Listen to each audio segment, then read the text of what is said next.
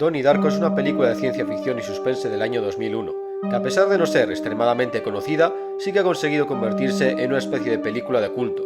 En la historia seguimos a Donnie, un adolescente problemático interpretado por un jovencísimo Jake Gyllenhaal, que es visitado por un perturbador conejo gigante llamado Frank, que le advierte sobre que el fin del mundo está próximo. Donnie va a tener que resolver el misterio de este peludo personaje que la atormenta mientras lidia con otros problemas más típicos de su edad.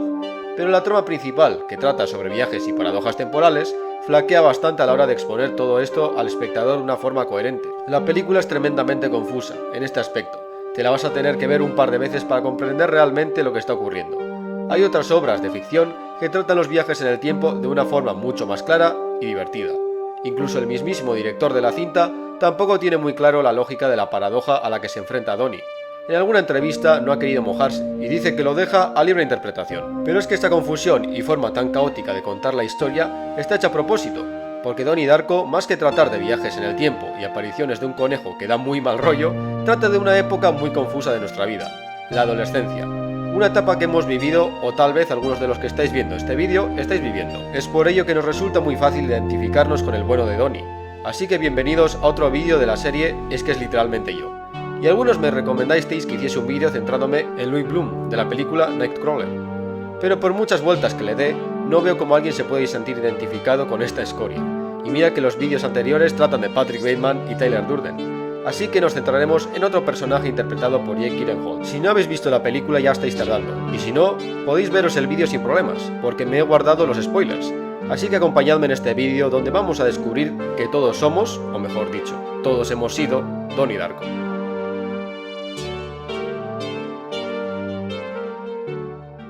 Comencemos diciendo que la cinta exuda años 90 y principios de los 2000 por todos sus poros, desde la calidad de la imagen, los zooms y los planos dramáticos, la selección de la música, lo cual me hace sentir un poco nostálgico, a pesar de que en teoría la historia se desarrolla en los años 80. Pero otra de las razones por las que vais a sentir algo de nostalgia es porque Donnie Darko actúa como una contraparte del cine adolescente. En general el cine adolescente, o teen, trata sobre dramas juveniles que normalmente se desarrollan en institutos, y todas las películas y series de este género comparten tópicos que son del interés del espectador puberto promedio, como el primer amor, la rebeldía, descubrirte a ti mismo, que nadie me entiende, vamos, cosas muy edgys. Aparte de esto, las historias del género teen son muy variadas, y tienes historias más humorísticas, como las de American Pie, musicales, como High School Musical, de terror, como La Facultad, y también series, como Zoey 101, y si soy de España, Física o Química. Joder, qué viejo me siento. Todas ellas tienen sus personajes cliché, que vemos una y otra vez. La chica popular, también llamada la abeja reina, el empollón, el recién llegado o la recién llegada, el deportista, el malote, el salido. Podéis jugar a un bingo con todos estos personajes cada vez que veáis una película de este tipo, para aseguraros que están todos. Pero en Donnie Darko, a pesar de que vemos muchos de estos clichés repetirse, hay ciertos cambios que marcan la diferencia. Para empezar, Donnie puede caer en la categoría de adolescente rarito que le hacen bullying. También está la novieta de Donnie, Gretchen, que se acaba de mudar, y los bullies. Aún así el drama no está en el instituto y la convivencia con su familia, sino que está fuera, en el personaje de Frank y su profecía del fin del mundo. La vida estudiantil es secundaria.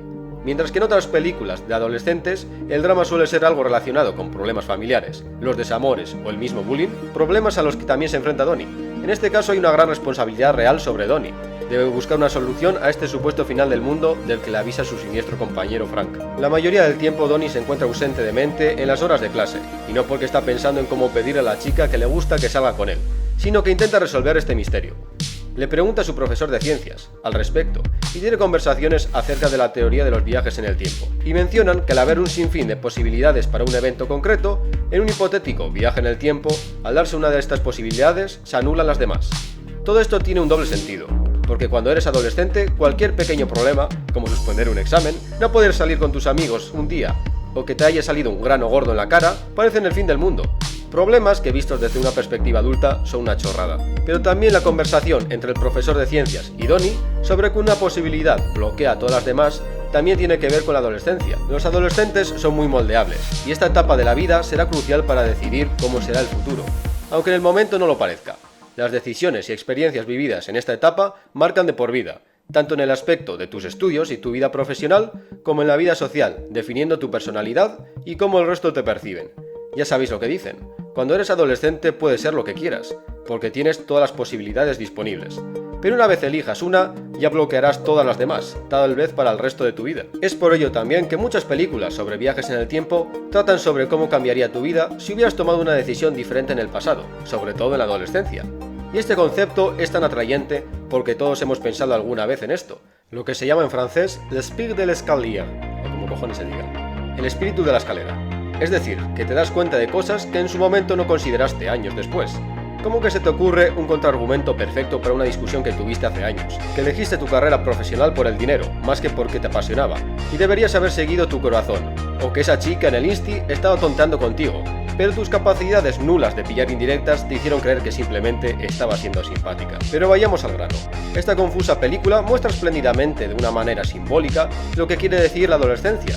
Dejar atrás la seguridad y la inocencia de la niñez para caminar poco a poco por un sendero mucho más desolador y peligroso, como es la vida adulta. La adolescencia es una época de cambios, no solo físicos, sino también mentales. Es el puente entre ser un niño y un adulto. Normalmente esta etapa de transición es como un cubo de agua fría para más de uno, y suele ser una etapa bastante desconcertante. De hecho, hay varias referencias en la película a otras obras que tratan la experiencia de dejar atrás la niñez y adentrarte en un terreno más siniestro. It, de Stephen King. Literalmente la madre de Donnie está leyendo el libro al comienzo de la película. También Donnie Darko comparte la idea de It de que los adultos no son capaces de percibir los sucesos sobrenaturales que rodean a los personajes. En It solo los niños pueden ver a Pennywise, y en la película que analizamos hoy, solo Donnie es capaz de ver a Frank, entre otros muchos sucesos extraños. Algo que tiene que ver bastante con lo que en inglés se llama teen angst, la angustia del adolescente. Vamos, lo típico de que mis padres no me entienden. Solo que mientras que en It los adultos piensan que son simplemente cosas de niños, en Donnie Darko los padres de Donnie se preocupan verdaderamente por él y piensan que su hijo está sufriendo brotes esquizofrénicos y por ello el bueno de Donnie va al psicólogo. Pero es que Donnie ya fue diagnosticado con esquizofrenia paranoide antes de la primera aparición de Frank. De hecho vemos a Donnie tomar medicación, seguramente contra el insomnio y el sonambulismo. Vemos varias veces en la película cómo Donnie actúa sonámbulo y luego no se acuerda de lo que ha ocurrido. Y sus episodios de sonambulismo no son simples paseos a la cocina, sino cosas como prender fuego a la escuela. Aunque parece ser que cuando Donnie está sonámbulo, Frank toma el control y le obliga a hacer todos estos actos. Por todo esto, una de las teorías acerca de la cinta es que toda la trama de viajes en el tiempo y universos paralelos no es real.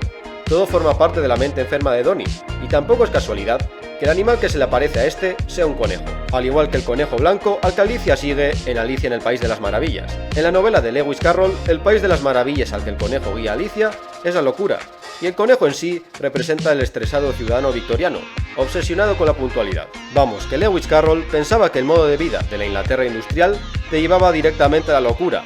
Imaginaos qué diría de nuestro modo de vida hoy en día. Pero sigamos con la teoría de que la trama de los viajes temporales está ocurriendo realmente, y centrémonos en otra sensación predominantemente adolescente, el miedo.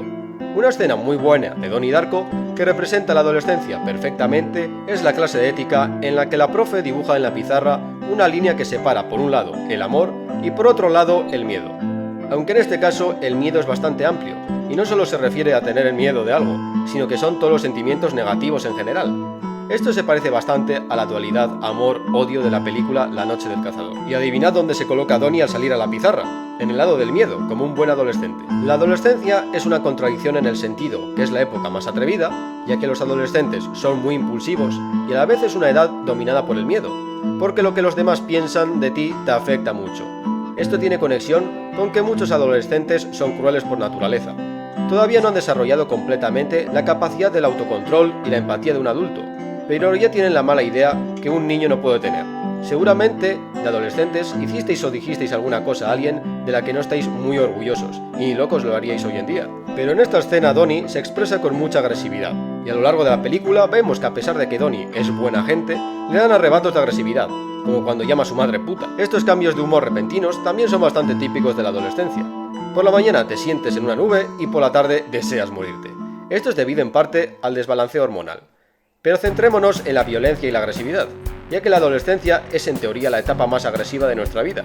No por nada, los extremismos ideológicos se van fraguando en la adolescencia, y al ser tan moldeables, los adolescentes son más propensos a hacer daño a otros sin pensar en las consecuencias. Y en Donnie Darko la violencia está presente en toda la cinta, y al igual que con el libro de It, la clase de Donnie está leyendo un libro que se centra en la violencia, los destructores. Hay muchas teorías que apuntan que el conejo, Frank, representa a su vez la infantilidad, por ser un conejito, y la violencia, como una especie de diablillo en tu hombro que te sugiere hacer cosas malas. Es por ello que Donnie tiene que intentar librarse de él, porque eso es crecer, dejar a un lado la infantilidad y la violencia incontrolable y los arrebatos de la adolescencia. Por último, debemos preguntarnos cuál es la moraleja o el mensaje final de Donnie Darko. Muchas películas de adolescentes tienen una moraleja muy similar: acéptate a ti mismo, no dejes que el resto dicte cómo tienes que ser, que es un mensaje muy bueno y que puede inspirar a muchos adolescentes que son el público al que normalmente va dirigido este tipo de media.